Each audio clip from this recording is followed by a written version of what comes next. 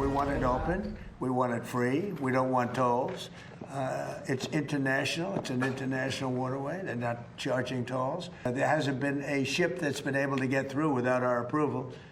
And the Navy has done an amazing job. Now, a waiting game in the Middle East continues now. The region watching to see if the U.S. and Iran can reach a deal that ends the war and reopens the Strait of Hormuz. President Trump keeping his military options open as we are told that there is some movement in negotiations, but what that movement is, hard to know. From Dubai, Jeff Paul is reporting again today. And Jeff, hello. Yeah, Bill, and an advisor to the president here in the UAE says at the moment, in his opinion, he believes there's about a 50-50 chance of the U.S. and Iran coming up and agreeing to some sort of peace deal. His concern is that in the past, Iran has sort of overestimated or overplayed the cards they carry, and he's hoping that's not the case this time. Meanwhile, President Trump says negotiations are ongoing. We're negotiating, and we'll see. But either we're going to get it one way or the other. We're going to either make sure they don't have a nuclear weapon, or we're going to have to do something very drastic. Now, President Trump says he's giving the negotiations more time, and Iran says it's currently reviewing the latest proposal.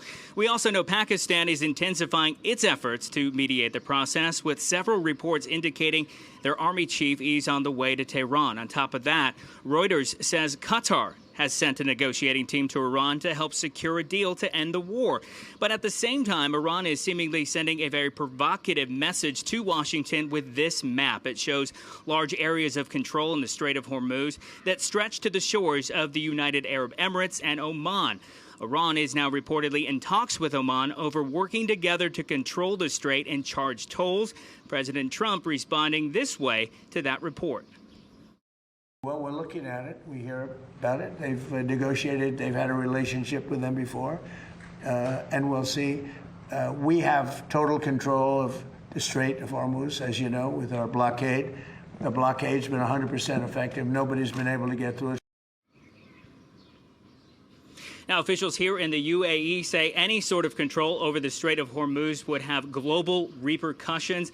They also say prior to the war, the Iran nuclear program was a priority 2 or 3 for them. Now it is their #1 priority. Bill. All right, Jeff Paul, thank you. In Dubai again today. Thank you, Jeff. Dana? And for more on this, let's bring in retired Colonel Mike Jernigan, former Iraqi invasion commander. Marco Rubio is in Sweden, and he was just there for NATO meetings, and he also talked about needing a plan B and having a plan B. Watch here. We also have to have a plan B. And plan B is, what if Iran refuses to open the straits? What if Iran decides we refuse to open the straits, we're going to own the straits, and we're going to charge tolls for it? Okay, at that point, something has to be done about it. And I would argue that there are countries represented here today that are more deeply impacted by this than even the United States is. They're not just going to voluntarily reopen the straits in that scenario. So we have to start thinking about it. The other thing he said, Colonel, is that if Iran is allowed to charge a toll there, that there's about 5 other places around the world that currently have freedom of movement that would do the same thing. Right. Good morning, Dana. Good morning, Bill. The freedom of movement is such a thing. Those are called international waterways, as marked by United Nations and international law. Busily, the People's Republic of China is watching as Iran is trying to influence the Straits of Hormuz and say this international waterway that's required for the commerce of all is our property. You know, the PRC is also doing that in the South China Sea.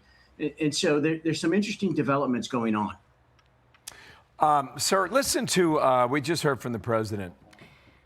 He had a lot to say in the Oval Office yesterday. Here was a question about enriched uranium and what you do about it, okay? We'll roll this here. Can they keep their highly enriched uranium? No, we get the highly enriched. We will get it. We don't need it. We don't want it. We'll probably destroy it after we get it, but we're not going to let them have it. Get your reaction on that. Marco Rubio said last hour about this movement on these negotiations, whatever the movement is. He said, don't exaggerate it and don't diminish it. Colonel, are the Iranians just tapping us along? Yes.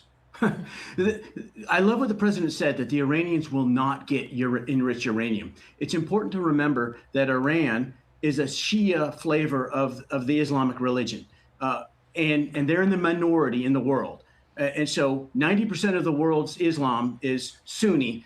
Iran is Shia. Why that's important is the Shia religion believes that they need to sow chaos and bring about the apocalypse to bring about the 12th Imam.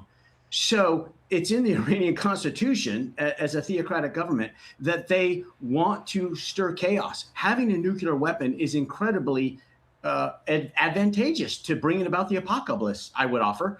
And so what's interesting to happen is that it's a fundamental tenet of their belief that they need to bring about the end times.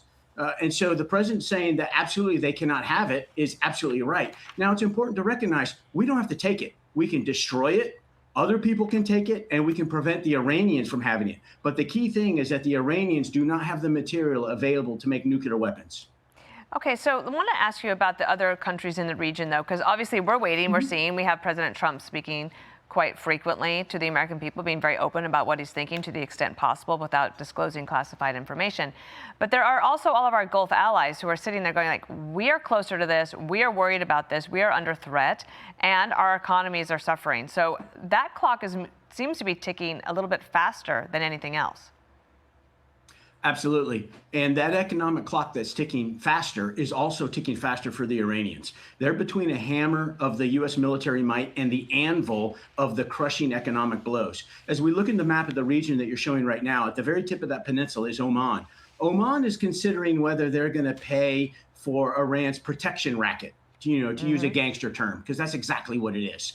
And that's because the entire area of influence that Iran has declared surrounds Iran, except on its southern border where it's bordered by UAE. In contrast, UAE has said that I'm going to say, no, we're not doing this. So each of these countries are going to make their own decisions based on their national interests, but also some of them are going to align with the U.S. Well, we'll see. I was saying to Bill earlier that it just feels like every Friday we get into this position. Like, is something going to happen? But then the Iranians say, actually, no, we are going to speed up the talks. And then you find out there's nothing there. Hard to win a war against those who think they're facing end of times, but we shall see. Colonel, thank you for your time. Thanks Great for to coming see you. on. Thank you for your service. Be sure to like and subscribe for all the Fox News latest on YouTube and catch full shows streaming now on Fox One.